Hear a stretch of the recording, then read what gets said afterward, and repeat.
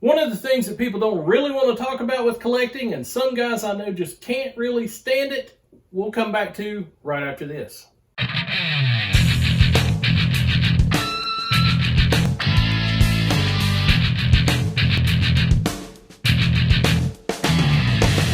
I'm Eric Stafford, head Cheapass Movie Review, and today we're talking about something a lot of folks don't really like to talk about. I know some of my friends really don't like to talk about, and that is that sometimes you have to cull the collection, or actually purge it, because sometimes you buy stuff like we talk about buying movies at Dollar Tree. Sometimes you see those films, you don't really like them. After you watch it, you're like, this is a horrible movie. I don't want to see this thing again.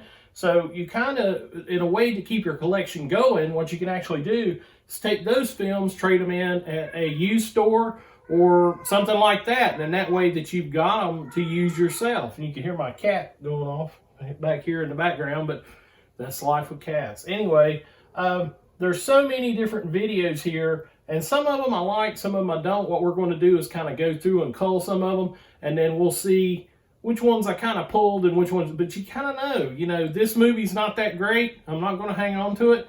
You can take it to a used store, trade them out, take them to a pawn shop, trade them out, and get something that you actually do want for your collection instead of hanging on to something that's just useless deadwood that's filling up a lot of space.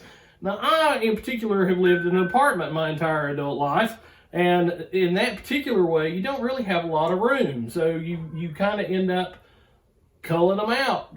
You've got to go and purge your collection every now and then, and there have been some things that I was upset that I had purged. Later, I've had some regrets, but for the most part, you really don't. It's like I was saying, the Dollar Tree movies, some of them, can be really hit or miss, and it is a hit or miss, even for $1. You're like, oh my God, that was a horrible movie. There was like 2 at least I got it like that, the last batch I got. So what I'm going to do is go through these, figure out what I'm going to keep and what I'm not, and we'll talk about that in a minute. And welcome back. Now, we went through some of the videos that we had, some of the DVDs and Blu-rays and all that stuff. We're going to see what we're going to actually cull this time around. I have Dreamcatcher, which kind of needs to be culled. It's not that it's a bad film. Well, it's not the best film in the world, but it's not that it's a bad film. But this particular one didn't work, so I need to just get rid of that. I was hanging on to it until I found another copy and see if I could get it to work. It's one of the first DVDs you can see by the snapper case, so it's probably just that the software has changed so that it's not compatible with some of the players. So because it got halfway through the movie and just so didn't quite understand that. Also, Paperboy, which I did see and enjoy, and I mentioned before on this show, and it was a good movie. You could tell it was kind of going for an Oscar kind of thing. Matthew McConaughey, John Cusack, and Nicole Kidman, and Zac Efron on the cover there. And it's kind of a good movie, but all it made me want to do was read the book, because it's based on a book, because they couldn't really go into all the details that a book could, so it kind of just gave you that feeling. Wasn't a bad film, just not particularly something I want to keep in my collection. Next up is a Chuck Norris set. Now you say, Chuck Norris, oh my God. Well, this is every trashy TV movie that Chuck Norris ever did in his entire life. So you can say what you want to. It's 20 films, but none of them are standouts, and it's by Echo Bridge. You see Echo Bridge down there? Echo Bridge. Anytime you see Echo Bridge, run. Horrible quality. I don't understand. I mean, if you're desperate and it's the only way you can get it in your collection, I kind of understand that. But this was a Dollar Tree pickup. 20 movies at Dollar Tree. You're thinking, oh, that's not too bad. Yeah, it's relatively bad.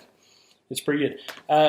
Pretty good at being bad. One of the most horrible horror movies I've seen in a while is Pulse, which I picked up at the Dollar Tree.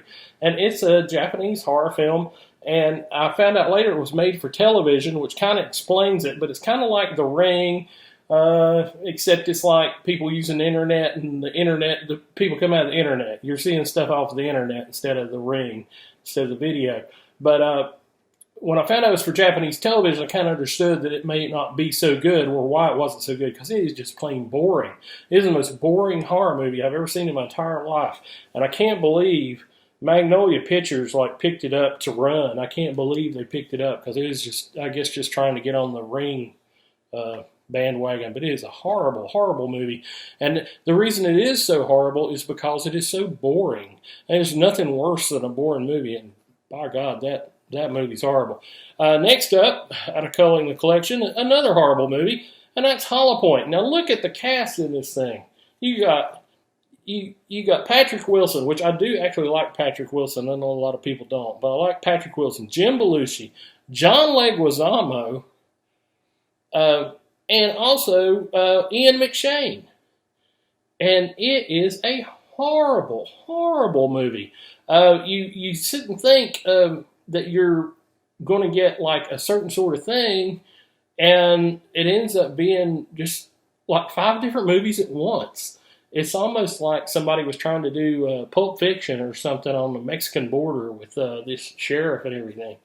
But you get to where you don't really care about any of them all that much, and then on top of it, then it's like John Leguizamo ends up playing a bad guy for most of the film, and then you're supposed to side with him at the end, and you're like, this is just so weird and random acts of violence that just happen in the film that you're just like, it didn't even help the story. It didn't even help the plot. It was frustrating. I picked these things up, and I think, especially at Dollar Tree, when you get in dollar movies, and you think, oh, I'm going to watch that, and it's going to be great. Sea Turtles. Like watching paint peel. Officially. Beautiful picture? Yes. Will I ever watch it again? No. Just saying. Now this one is the worst kind of heartbreak, is when you get something like this, Looking for Lennon, John Lennon. And I happened to pick up, though, for some reason Dollar Tree had a bunch of Lennon movies. I guess it was the anniversary of his death. And so they had all these Lennon movies. Now this one looks cool. It's got the nice little, yet again, I should have known, Echo Bridge. Echo Bridge is freaking horrible, dude. Anyway, just saying, this is like a documentary that somebody filmed about looking for John Lennon, and they go back and talk to all his childhood friends, some of them who he hated, and they even talk about how he hated them. So why go talk to him? John Lennon hated this guy.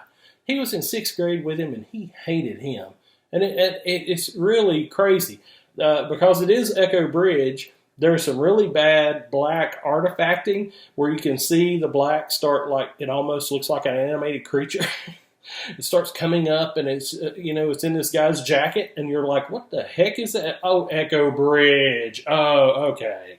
So then you kind of learn that it's just like the trashiest video, whatever. Now I picked up this movie and also Lennon Naked, which had Chris Eccleston in it, and I talked about that in an earlier segment.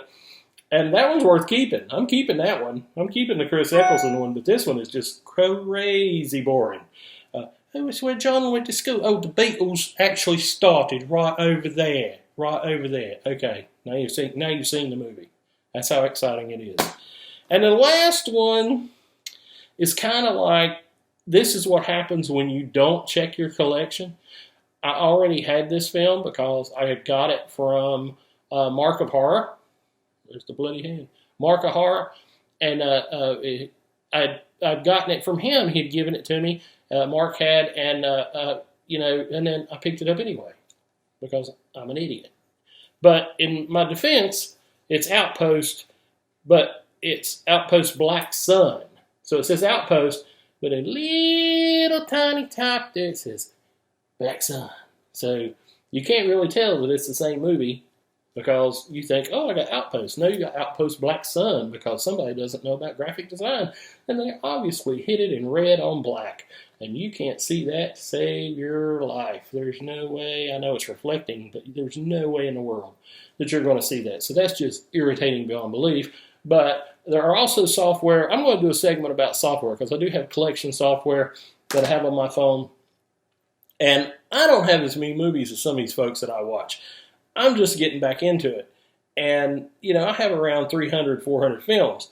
But these people, have thousands and thousands, and they've got to have software. But anyway, we're going to talk about software. That's going to be one of my other little handy things. Anyway, I've got a nice stack of films that I can take back or trade and I could trade them or dump them, because they kind of just need to be checked out. Because if I can't play it, I'm betting nobody else can. But anyway, take these, trade them, and maybe get something from my collection that I actually want. And that's always something you want to do. So I'm Eric Stafford. If you like this video, please hit like and subscribe. Share it with your friends. Tell me about your movie hunting experiences. Tell me about what you've got going on. Did you pick up something this week? Sometimes I try to pick up something. I am the cheap-ass movie review, so I do kind of pick it up on the cheap. I've been getting a little better about that. But just let me know what you're doing. Let me know if there's a movie you want me to review. I'll talk about any of this stuff. So please hit like and subscribe. Then you can see whenever I post a video. Thank you so much, and have a great day.